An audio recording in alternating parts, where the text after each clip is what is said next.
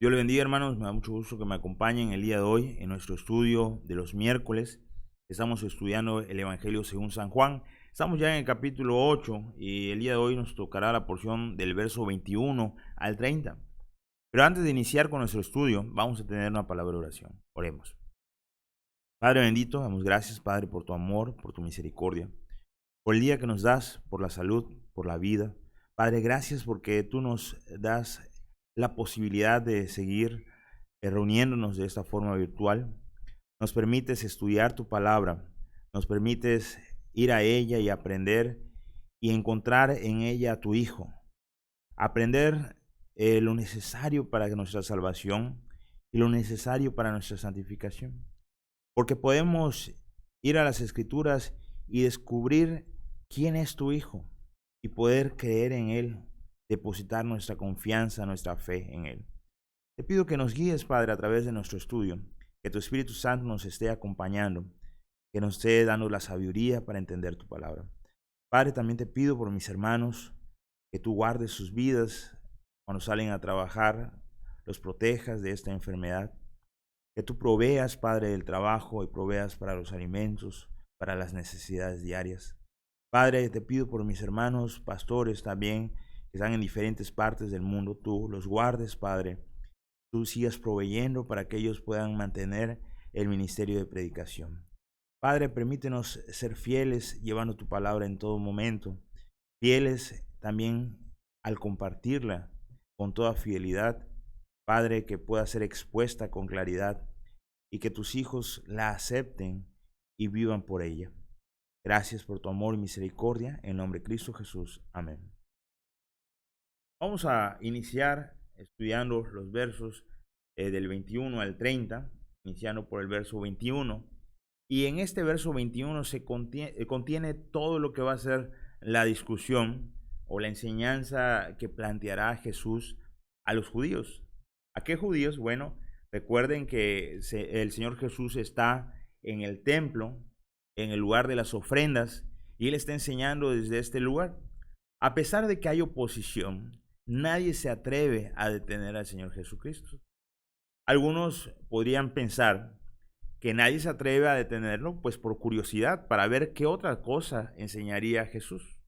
Algunos otros piensan que no lo detenían porque estaban esperando que Jesús dijera algo que lo comprometiera y entonces ellos tuvieran un justificante para llevarlo hasta la muerte.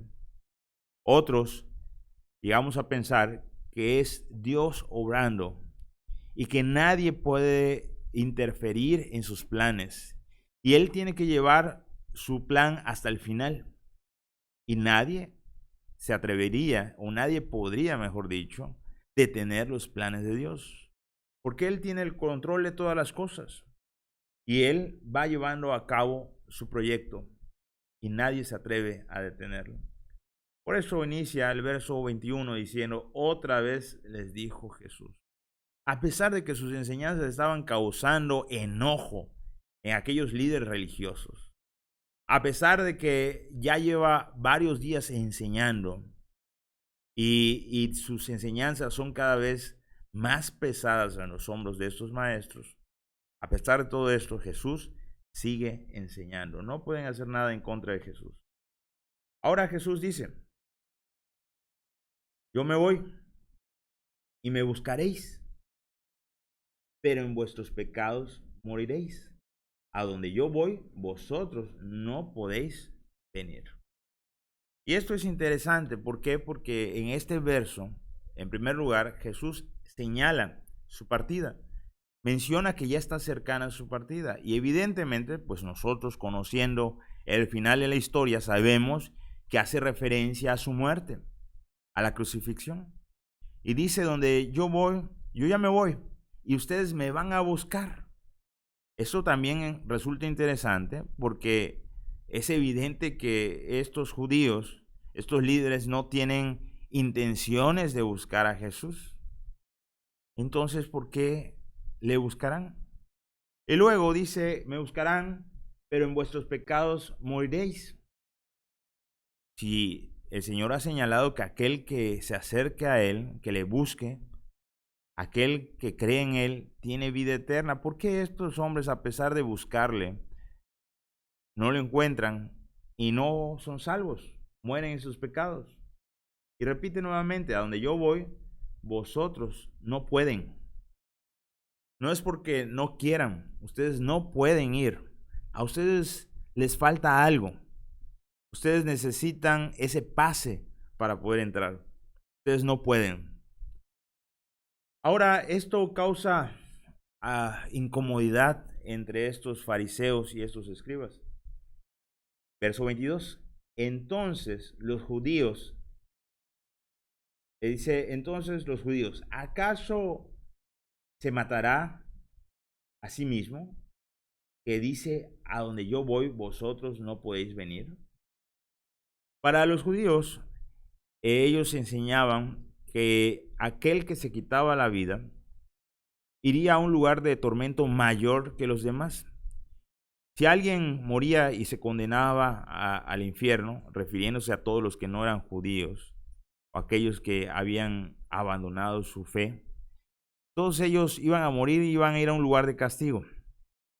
Pero en el Seol había un lugar con mayor oscuridad, un lugar más apartado de Dios, un lugar con mayor sufrimiento, que era para aquellos que atentaban contra su vida.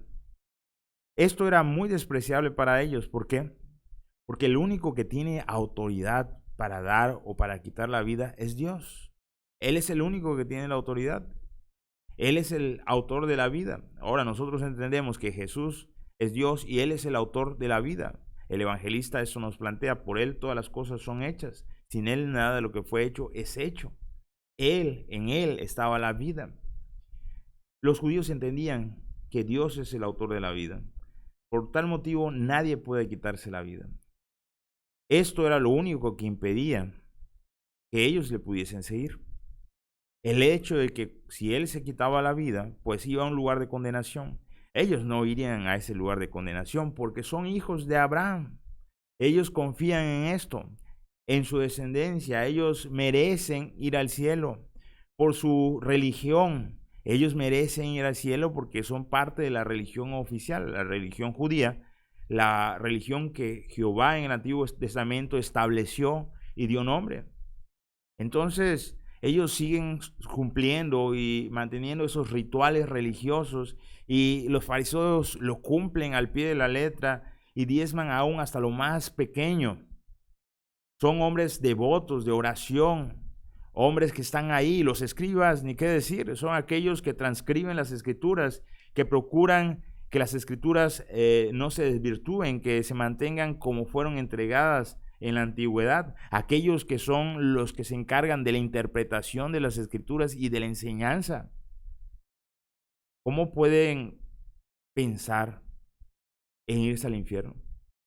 Definitivamente, tú piensas hacer algo malo. Por eso no te podemos seguir. Y esto lo hacen en un tono de sarcasmo, de burla a lo que Jesús está diciendo. Ahora nosotros podemos ver en el verso 23. Y les dijo, vosotros sois de abajo, yo soy de arriba. Vosotros sois de este mundo, yo no soy de este mundo. Si ustedes me acompañan en el mismo evangelio, pero en el capítulo 3, usted puede ver en el verso 31 al 33, dice lo siguiente: el que de arriba viene es sobre todos, el que es de la tierra es terrenal, y cosas terrenales habla. El que viene del cielo es sobre todos. Y lo que vio y oyó, esto testifica, y nadie recibe su testimonio. El que recibe su testimonio, este atestigua que Dios es verdadero. Aquel que recibe el testimonio del Hijo, aquel que cree en Él, en otras palabras, este va a decir que Dios es verdadero, Dios es veraz, ha cumplido sus promesas. Porque aquel que recibe al Hijo, aquel que cree en su testimonio, cree que Él es el Hijo de Dios, que es el Mesías, el prometido, el enviado por Dios.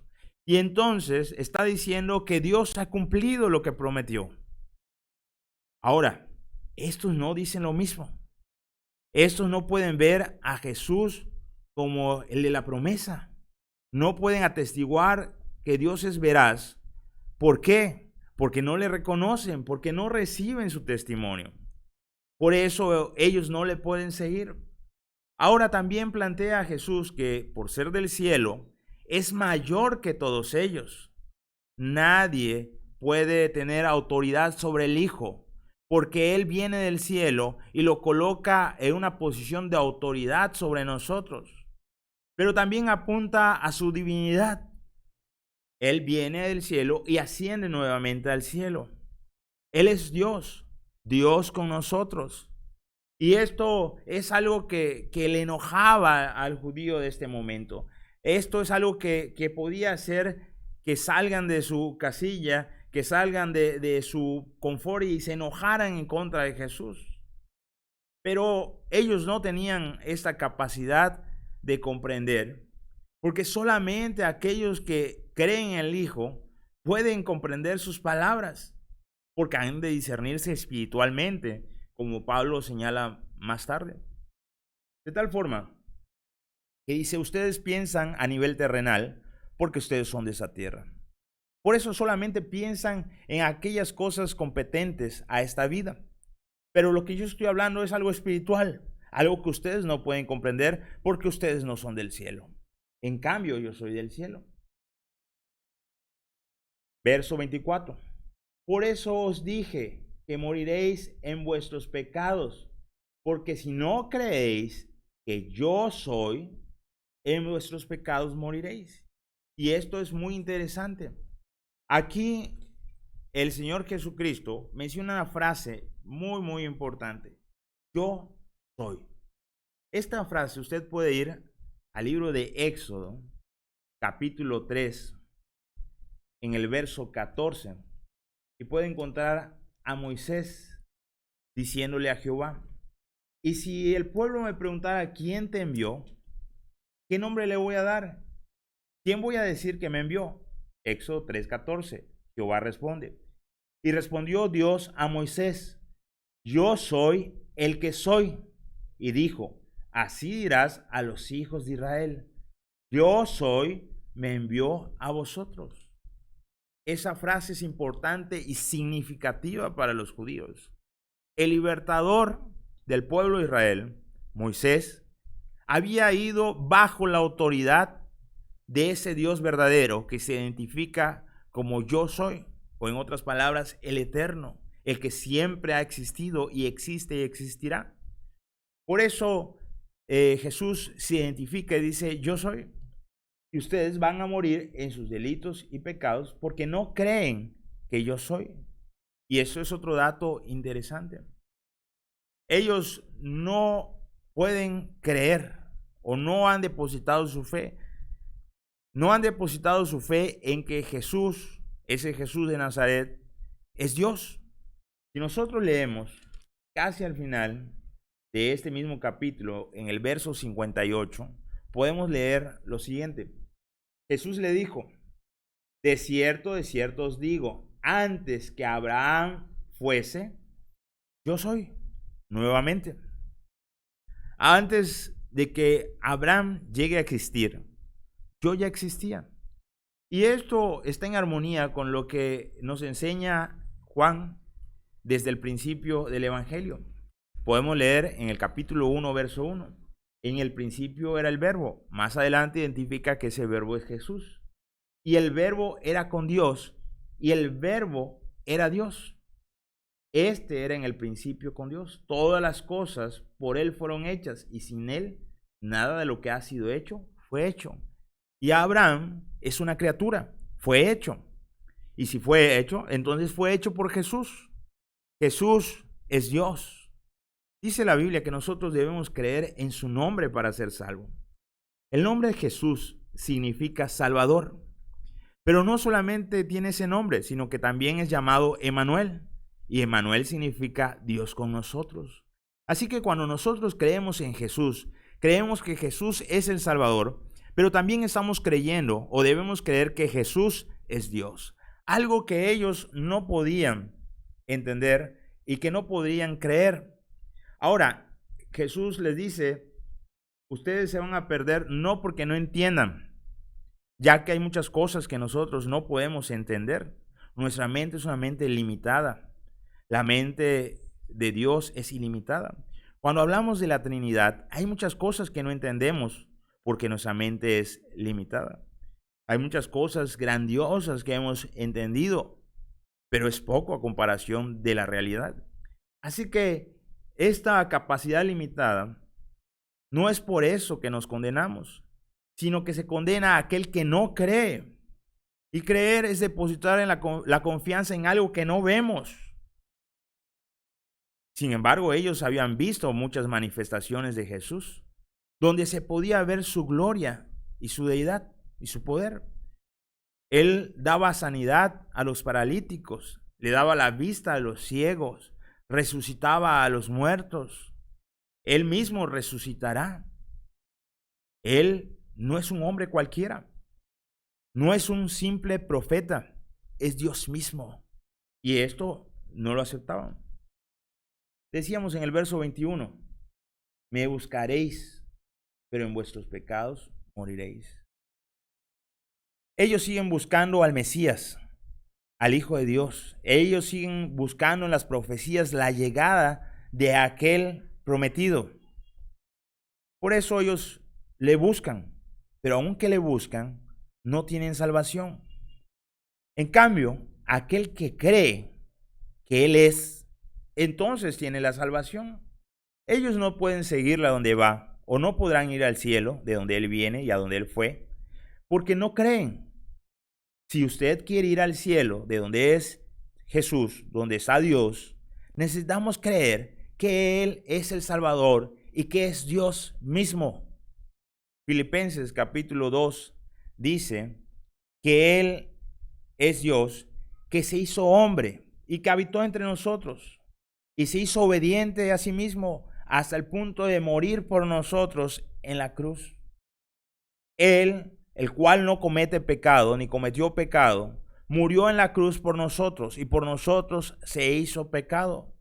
Por nosotros murió en la cruz pagando aquel pecado que nosotros hicimos y entonces depositando nuestra fe en Él como aquel que nos salvó, depositando nuestra fe en Él como el Dios que puede perdonar los pecados, entonces somos salvos. Ellos no pueden ir al cielo porque no creían. Verso 25. Entonces le dijeron, ¿tú quién eres? Ahora esta pregunta es ilógica, por lo que Jesús mismo le responde. Entonces Jesús le dijo, lo que desde el principio os he dicho. ¿El principio de qué? El principio de su ministerio. Desde el principio de su ministerio, Jesús está señalando que Él es Dios. Desde el principio de su ministerio, Él señala que Él es el camino al Padre y que nadie puede ir al Padre si no es por medio de Él. Él es la resurrección, Él es la vida. Jesús ha dicho que Él es el agua de vida, el cual aquel que toma de Él, o el pan de vida, aquel que come de Él, tiene vida eterna y de Él corre la vida o de Él emana la luz. Pero es necesario creer en Él. Ahora estos hombres, después de haber visto sus manifestaciones, después de haber visto su poder, se atreven a decir, ¿quién eres? Si nosotros retrocedemos un poco al capítulo 5, vemos que está un grupo de judíos. Otra vez, hay fariseos y escribas. Y vemos a Jesús sanando a un hombre, el cual era un paralítico. Él está en Betesda. Dice en el verso 1, después de esas cosas, había una fiesta de los judíos y subió Jesús a Jerusalén. Y hay en Jerusalén, cerca de la puerta de las ovejas, un estanque llamado en hebreo Betesda. Y entonces está Jesús ahí, sana a este hombre. Y esto es evidencia de que tiene poder para dar sanidad. Y luego los judíos se enojan porque lo hacen el día de reposo. Aquellos religiosos, aquellos líderes religiosos de la época. Y vemos en el verso 8, Jesús le dijo, levántate, toma tu lecho y anda. Y al instante aquel hombre fue sanado y tomó su lecho y anduvo. Y era día de reposo aquel día. Si nosotros saltamos hasta el verso 18, por esto los judíos aún más procuraban matarle, porque no solo quebrantaba el día de reposo, sino que también decía que Dios era su propio Padre, haciéndose igual a Dios. Jesús ya se había manifestado, ya había dicho quién es, pero ellos se niegan a aceptarle. Ahora, ¿responsabilidad de quién es? Responsabilidad de ellos. Jesús ya se ha dado a conocer, pero ellos no quieren aceptarle. Por eso es que se condenan a sí mismos. El que cree en el Hijo no es condenado, pero el que rehúsa creer en el Hijo ya ha sido condenado porque no ha creído en el unigénito Hijo del Padre. Ahora, estos le preguntan, ¿quién eres? Jesús le dice, desde el principio he señalado quién soy. Verso 26 y 27. Muchas cosas tengo que decir y juzgar de vosotros, pero el que me envió es verdadero, y yo lo que he oído de él, esto hablo al mundo. Pero no entendieron que les hablaba del Padre. Él no vino a juzgar. Su misión que tenía era salvar al mundo. Hay muchas cosas que podría juzgar. Siendo Dios, los conocía. Como ya ha señalado anteriormente el evangelista, él conoce el pensamiento de los hombres. No hay necesidad de que nadie les hable, porque puede ver los corazones. Él sabe quiénes son esos religiosos, los conoce realmente y tiene pruebas suficientes para acusarles. Puede y tiene la autoridad para poder juzgar, pero no es el tiempo. Habrá un momento en que todas las rodillas se doblarán y reconocerán que Él es el Hijo de Dios, que Él es el Señor. Y todo mundo, salvos y no salvos, lo verán y le reconocerán. Claro, los no salvos para perdición y los salvos para gloria. Entonces, yo soy, y yo pudiese juzgarles. Hay muchas cosas que tengo que decirles, pero ahora tengo una función que desempeñar. Y lo que mi Padre, el Dios verdadero, dice que yo haga, eso hago. Y eso nos habla de la dependencia y de la unión que hay entre Jesús, el Dios hombre, y Dios el Padre. Esa unión en la cual el Hijo manifiesta su voluntad, porque como bien dice Juan, Él es el verbo, Él es la palabra de Dios, la expresión de Dios, y por Él conocemos a Dios. Entonces nos habla también de su dependencia, de su unión y comunión con el Padre. Verso 28, les dijo, pues Jesús, cuando hayáis levantado al Hijo del Hombre, entonces conoceréis nuevamente que yo soy y que nada hago por mí mismo, sino según me enseñó el Padre, así hablo.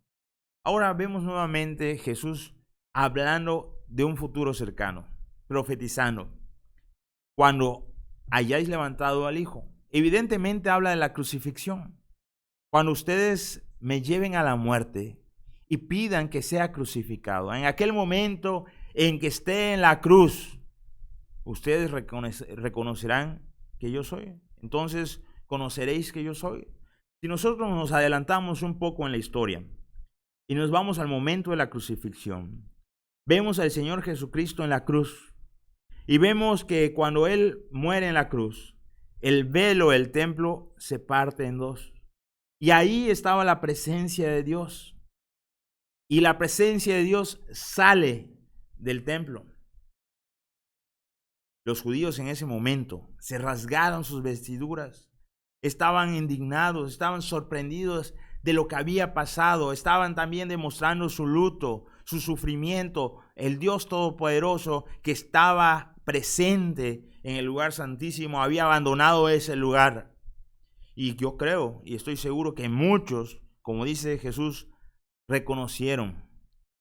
conocieron quién era, pero conocieron a nivel intelectual, pero no creyeron en Él, no depositaron su confianza en Él. Y esa es una gran diferencia. Los demonios creen también, dice las Escrituras, que tiemblan pero no tienen salvación. Muchos pueden reconocer a Jesús y saber que existió en la historia, pero pocos ponen su fe en Él como su Salvador. Pocos confían en Él y reconocen que es Dios. Así que cuando levanten al Hijo del Hombre, entonces conoceréis que yo sois. Y también reconocerán que nada hago por mí mismo, sino según me enseñó el Padre, así hablo. Él vino y cumplió un propósito en esta tierra. Y no se salió de ese propósito. Simplemente se sujetó a lo que se había establecido en el principio. Génesis 3:15, usted encuentra lo que es conocido como el protoevangelio, donde se manifiesta la forma en que Dios salvaría al mundo por medio de la simiente de la mujer, y que la serpiente lo heriría en el carcañal, una herida de muerte. Pero el Hijo del Hombre, aún con esa herida, se levanta y vence a la serpiente, aplastando su cabeza. Jesús viene y se ajusta a ese plan. Y todo surge y sucede según el plan divino, según lo que se ha establecido. Nosotros podemos seguir leyendo, verso 29. Les dijo, pues, Jesús, cuando hayáis levantado el Hijo del Hombre, entonces conoceréis que yo soy y que nada hago por mí mismo, sino que según me enseñó el Padre, así hablo. Porque el que me envió conmigo está. No me ha dejado solo el Padre, porque yo hago siempre lo que le agrada. Ahora, el Señor Jesús se despojó a sí mismo. Se despojó de esa posición que tenía en aquel momento. Se despojó de aquella posición en el cielo, cuando Él estaba en su trono, y vino y habitó entre nosotros. Y esto fue evidente para todos. Pero en ningún momento perdió su comunión con el Padre. El Padre y Él, como muchas veces ha manifestado, uno son. Esa unión no se ha perdido, a pesar de que Él se ha hecho hombre. Nosotros podemos ir a Filipenses, si usted me acompaña, como mencionaba hace un momento, en el capítulo 2, podemos leer en el verso 6, el cual, siendo en forma de Dios, no estimó el ser igual a Dios como cosa que aferrarse, sino que se despojó a sí mismo, tomando forma de siervo, hecho semejante a los hombres, y estando en la condición de hombre, se humilló a sí mismo, haciéndose obediente hasta la muerte y muerte de cruz. Por lo cual Dios también le exaltó hasta lo sumo y le dio un nombre que es sobre todo nombre, para que en el nombre de Jesús se doble toda rodilla de los que están en el cielo y en la tierra y debajo de la tierra, y toda lengua confiese que Jesucristo es el Señor, para gloria de Dios Padre. Así que toda rodilla se doblará. Y en la cruz reconocieron. Muchas profecías se cumplieron en aquella cruz. Muchas profecías se cumplieron en aquel momento. Y ellos, que eran conocedores de las Escrituras, intelectualmente reconocieron de quién se trataba. Él, el Dios eterno, siempre estuvo acompañando a su Hijo hasta el último momento en la cruz, donde nuestros pecados fueron depositados sobre la persona de Jesús. En aquel momento en que aquel que no cometió pecado, que nunca ha cometido pecado, por nosotros se hizo pecado. Aquel momento en que el Señor exclamó en la cruz, Elí, Elí, lama sabactani, Señor, ¿por qué me has abandonado? Aquel momento en que el Padre da la espalda al Hijo, porque el Hijo cargó el pecado del mundo por nosotros. Él se hizo obediente hasta lo más difícil, que es morir como pecador, cuando Él no es pecador. El Padre siempre estuvo con el Hijo y ahora está con el Hijo nuevamente en una comunión perfecta, porque está nuevamente en su trono, sentado a la diestra de Dios Padre. ¿Qué es lo que hace esta perfecta relación con el Hijo? Dice, porque yo hago siempre lo que le agrada. Algo que estos hombres no podían hacer, precisamente porque son de la tierra, precisamente porque están cargados con delitos y pecados. Recuerden que son estos mismos que pretenden matar a Jesús, que han mandado a atraparle para quitarle la vida. Son estos mismos que más tarde lograrán su objetivo y lo llevarán a la cruz. Estos no pueden cumplir la voluntad del Padre.